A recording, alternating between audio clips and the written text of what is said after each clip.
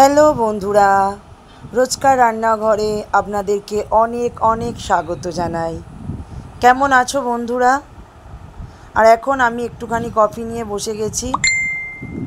তোমরা তো জানো যে আমি চা না খেয়ে সকালটাই শুরু করতে পারি না। চা কফি আমার একটা কিছু চাই।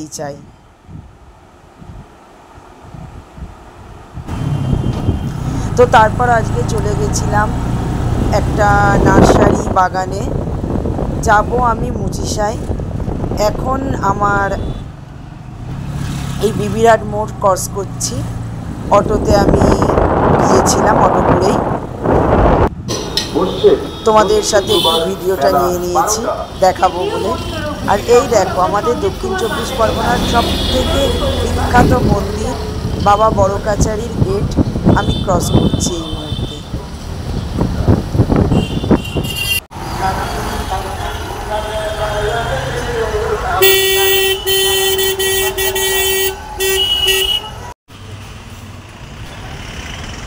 দেখো বন্ধুরা, তো আমি নার্সারি বাগান নিয়ে যাব মুচিসায়। তো সেই পথে একটা খুব সুন্দর জায়গা আছে আমার, না এখানে গেলেই, বাগড়াহাটে অঞ্চলে গেলেই এই মন্দিরটা, এই স্থানটা আমাকে অন্তর থেকে টানে। তাই সেই টানেই আজকে আমি পৌঁছে গেছিলাম। তাই ভাবলাম একটুখানি ভিডিও নেওয়ারও চেষ্টা করি। তো চলো এখন তোমাদেরকে আমি দেখিয়ে দিই মন্দিরটা। এটা বাগড়াহাট বেলটুনি বাগানে অবস্থিত কালী মন্দির, মা কালীর।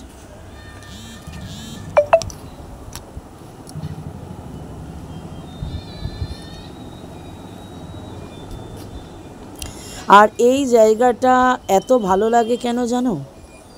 চারিদিকটা এতটা শান্ত, এখানকার পরিবেশটা খুব পরিষ্কার, পিছনে খুব সুন্দর একটা পুকুর আছে বড়, অনেক ভালো ভালো ফুল গাছ আছে, আর তার সাথে মায়ের অবস্থান।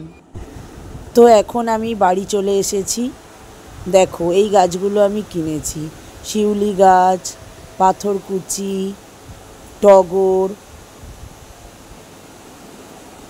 রাম তুলসী গাছ আছে এর মধ্যে। আর ওইদিকে যে দেখছো, এই দুটো প্লাস্টিকের টব নিয়েছি, দেখি এর মধ্যে কোনটায় বসাই। আর এটাই ইচ্ছা আছে ওই তুলসী গাছটা আর দেখো, আমি বাড়িতে ছিলাম না, মা এই জায়গাটা শ্যাঁতলা পড়েছিল বলে ব্লিচিং দিয়ে পরিষ্কার করে দিয়েছে বন্ধুরা।